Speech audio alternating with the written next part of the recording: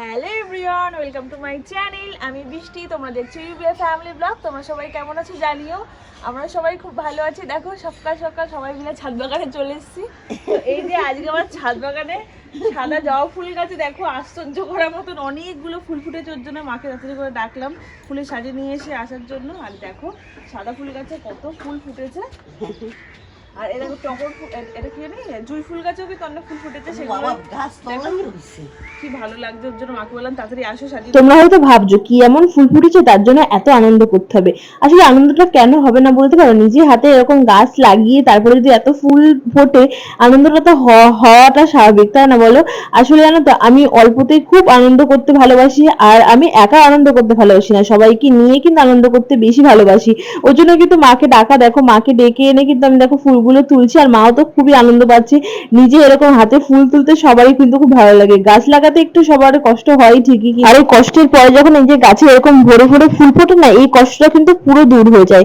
আসলে গাছ লাগাতে কষ্ট কষ্ট কিছুই হয় না, মানে আনন্দ সহকারে আমরা গাছটা লাগাই। কিন্তু ওই যে মাটি তৈরি করা, মাটি আনা, তারপরে ওই মাটিগুলো হচ্ছে নিচ থেকে ছাদে তোলা, এটা একটু কষ্ট হয়ে যায়। কিন্তু কষ্ট হলেও খুবই আনন্দ আছে এই জিনিসে। গাছ লাগানো, গাছ থেকে এরকম ফুল তোলা, খুবই আনন্দ আছে। আমি তো এর থেকে হয়তো আনন্দের কিছু হতে পারে না। মন খারাপ হলেও গাছ তুমি লাগাও, দেখবা তোমার মনটা একদম ভালো হয়ে যাবে। কারোর সাথে ঝগড়া হয়েছে, একটু গাছ ছাদে গিয়ে তুমি একটু সময় কাটাও, তাহলে কিন্তু তোমার মনটা একদম ভালো হয়ে যাবে। জানো তো, যাই হোক, অনেক বেশি কথা বলে ফেলেছি, এবার আসল কথায় আসি। দেখো সকাল সকাল কিন্তু বাবা গেছিল বাজারে। বাজার থেকে দেখো এক ব্যাগ ভরে কিন্তু বাজার নিয়ে এসেছে। আজ কিন্তু চৈত্র মাসের সংক্রান্তি, মানে পয়লা বৈশাখের আগের দিন। তো পয়লা বৈশাখের আগের দিন কিন্তু আমাদের বাড়িতে হচ্ছে তিতো ঝোল খাওয়া হয়, তিতো ঝোল আর টক ডাল। হয়তো তোমাদের মধ্যে অনেকের বাড়িতে এই নিয়মটা আছে। এই নিয়মটা সবার বাড়িতে হয়তো পালন করা হয়। আর এক একজনের বাড়িতে এক এক রকম। এই যেরকম দেখো আমার শ্বশুর বাড়িতে কিন্তু, মানে আমি শ্বশুর বাড়িতে এসেই শুনেছি তিতো ঝোলের কথা। আর এই তিতো ঝোল কিন্তু আমার শ্বশুর বাড়িতে খাওয়া হয়। আর কিন্তু আমার বাবার বাড়িতে কিন্তু এই তিতো ঝোল খাওয়া হয় না। আমার বাবার বাড়িতে হচ্ছে শাকের ঝোল খাওয়া হয়। অনেকের মধ্যে কিন্তু পাঁচনও খাওয়া হয়, শুনেছি পাঁচনের টেস্ট নাকি অসাধারণ টেস্ট হয়।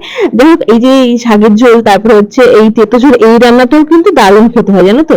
আর এদিকে দেখো আমি সব সবজি কেটে নিয়েছি। কিন্তু এখানে দেখো অনেক রকম সবজি আছে, কিন্তু যে যেরকম আর কি সবজি দেয়, মানে সব রকমের সবজি দেওয়া যায়, জানো তো এখানে। তো এই যে দেখো সুন্দর করে কিন্তু সব গুছিয়ে রেখে দিয়েছি, সব ধুয়ে ঠুয়ে কিন্তু আমি এখন রান্না বান্না করে নেবো। আর এদিকে দেখো আমার কিন্তু টক ডাল রান্না হয়ে গেছে। টক ডালটা ফোড়ন দেবো, তাহলেই হয়ে যাবে। আর এইদিকে দেখো আমার কিন্তু তেতো ঝোল হয়ে গেছে। এই তেতো ঝোলটা রান্না কিন্তু একদমই সহজ, জানো তো। সবজিগুলো সব সিদ্ধ করে তারপরে হচ্ছে পাঁচফোড়ন ফোড়ন দিয়ে তারপরে দেখো নারকেল কুচি, বাদাম কুচি, তারপরে হচ্ছে বড়ি ভেজে ভেজে দিলেই কিন্তু হয়ে যায়। এদিকে দেখো নারকেলটা হচ্ছে একটু কেটে নিয়েছিলাম ছোট ছোট করে, একদম মানে কুড়িয়ে নিয়েছিলাম, সেটাকে ভেজে কিনে দিয়ে দিয়েছি। আর আজকে দেখি রান্না বান্না কিন্তু কমপ্লিট হয়ে গেছে। পটল ভেজেছি, টক ডাল, আর এদিকে হচ্ছে তেতো ঝোল। আর এই তেতো ঝোলটা খেতে কিন্তু প্রচন্ড পরিমাণে টেস্টি হয়। আর এই তেতো ঝোল কিন্তু এখন যেরকম টেস্ট লাগে না, অন্য সময় রান্না করলে কিন্তু একদম এরকম টেস্ট লাগে না, জানো তো। তারপর একটু রান্না বান্না সেরে কিন্তু একটু বেরিয়েছিলাম মাঝের চরে আমার দিদি বাড়িতে, মানে পিসির মেয়ের বাড়িতে। ওদের দুই পুচকুর জন্য হচ্ছে দুটো জামা কিনেছিলাম, সেটা দেওয়ার জন্য আর কি। দেখলাম বাড়িতে গিয়ে তো দিদি নেই, দিদি হচ্ছে পিসি বাড়িতে গেছে। তারপর দিদির শাশুড়িকে জামা দুটো দিয়ে দেখো বাড়িতে চলে এসেছিলাম। ভিডিও করছি তোর। নাম কি? নাম কি? নাম দেখ, পেছনটা দেখো, পেছনটা কাটা। পয়লা বৈশাখের দাম আজকেই পড়ে ফেলেছি। উল্টো জামা পড়েছিল, ওটা ওই ঝুলে রয়েছে দেখো। খাটে উঠে গেছে। আর পাখিটা দেখতে কি ভালো লাগছে, দেখো আমাদের খাটের উপর উঠে গেছে। এটা হচ্ছে আমাদের পিকুর পাখি। পিকু দুটো লাভবার পাখি পোষে। তারপরে দেখো হচ্ছে দুপুরবেলা স্নান টান সেরে কিন্তু খেতে বসে পড়েছিলাম। আর এই যে পটল ভাজা দিদি হচ্ছে পাঠিয়েছিল এঁচড় দিয়ে। আর ওই যে তেতো ঝোলটা খেতে কিন্তু প্রচন্ড পরিমাণে ভালো হয়েছিল। তোমাদেরকে বললাম না প্রথমে যে খুব ভালো খেতে হয় কিন্তু এই তেতো ঝোলটা। অন্য সময় খেতে এতটা ভালো হয় না, এখন যেরকম পরিমাণে মানে খেতে ভালো হয়, যেরকম করে রান্না করি না কেন, মানে সে একই টেস্ট, কি সুন্দর লাগে। তো এইদিকে দেখো এক গাবলা করেছিলাম, আর এই দেখো হাফ গাবলা হয়ে গেছে। তো সবাইকে একটু একটু করে দিয়েছিলাম ওর জন্যই। তো যাই হোক, চলো খেয়ে নি তাহলে।